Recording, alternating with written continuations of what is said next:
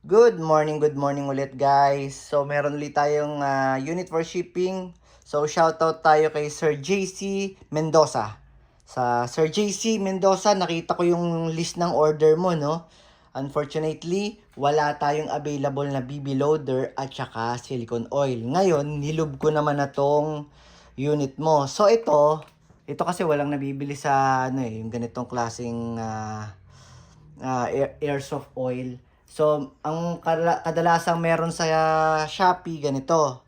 Yung tinda ko kasi, although parehas lang sila ng dami ng laman, eto ini-spray. Kaso ang presyo ata nito is nasa 350, 380, ganon. Pero meron din namang nagtitindang 300. Makakakuha ka na ito sa Shopee at saka ng BB loader. So, ang mabibigay ko lang sa'yo is bala, gas, at itong gun case. Tapos, sir, ganito.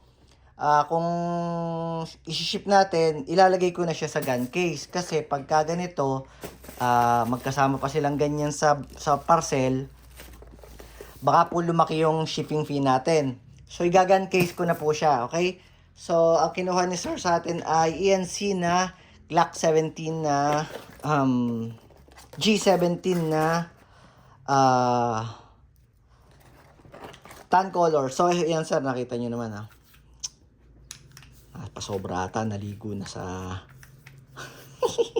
naligo na sa silicone oil yung unit ni bossing. So yan sir, sticker lang naman to, pwede mo nang tanggalin, may markings dyan ng G17, ayan.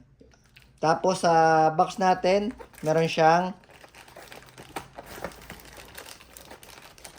kasamang backstrap at saka pin. So itong backstrap, para pagka nalilitan kayo sa grip, kinakabit yan sir dito. Kakabit nyo lang. Tatanggalin nyo lang tong pin na to. Ayun, may kasama siyang pin. Itong mga nasa ziplock na yan. Tapos para, may click kasi yung pin na to para mapaabot nyo. Ayan, ganyan siya.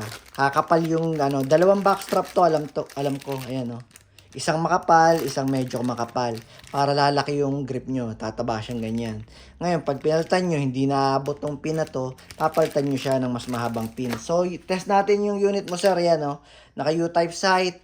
Siyempre, pag lock, automatic, metal yung slide, polymer yung frame. So, meron na rin siyang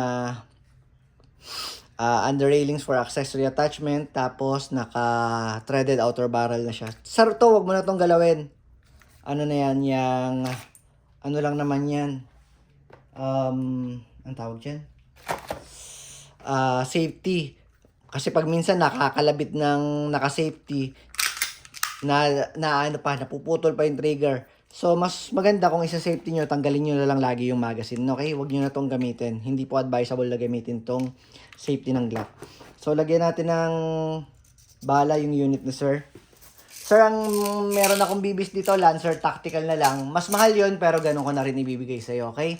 Wala, hindi available yung gear natin Baka sa isang araw pa ang dating. Okay? So, gamit tayo ng .20 na Lancer Tactical na bibis kasi magkokrono tayo. Yung bibigay ko sa sir na bibis is standard size naman, .23. Ayaw matanggal nung takip. Andito na yung mga gas natin dun sa mga sa mga nakapending. Meron akong 4 na for shipping ngayon. Nandito na po yung gas natin. Ship ko na po after kung mag-video. Okay, dumating na po yung gas natin. Teka. Okay, nalub ko na pa rin tong magazine. So, dito ang hawak, sir. Ito ang Tapos, hindi ko na-explain.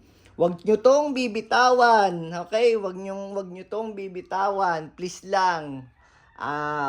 Parang dalawa nang nag-complain sa akin. Sir, nagagawan kami ng anak ko. Habang nilalagyan ko ng bibis, nabitawan ko yung spring. Nabiyak po ito. Naku po, kakadating-dating lang, sir. Huwag nyo pong bibitawan, parang awa nyo na. Lagi kong sinasabi, huwag nyo pong bibitawan tong spring na to. Kasi pagka malakas po yung spring, nabitawan nyo, nabibiyak po tong maglip. 250 pesos po ito sa Lazada, okay? Yung iba na gagawa nila ng paraan, nalalagyan daw nila ng bulldog. Pero, syempre, ingatan na lang natin. Diyos ko po, pwede namang ingatan So, ang paglalagay ng gas, ganito. Hawak lang dito, dito ang hawak sa dulo. Kailangan firm ang hawak. Tapos malakas ang saldak ng gas, okay? Okay. So malakas ang insert ng magazine. Kasa, bitaw.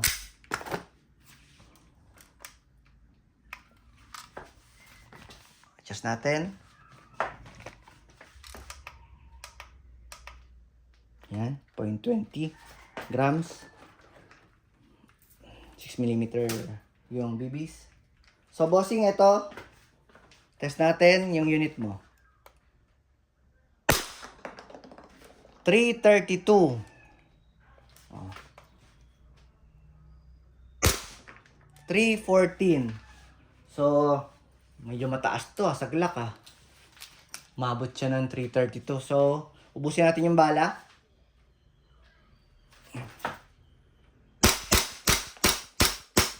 Solid yung blowback. So, nag-open slide, nag-open chamber, release agad ang magazine, bossing. Tapos, hatak lang pag-lock. Okay? Maraming salamat, Sir JC Mendoza. Thank you.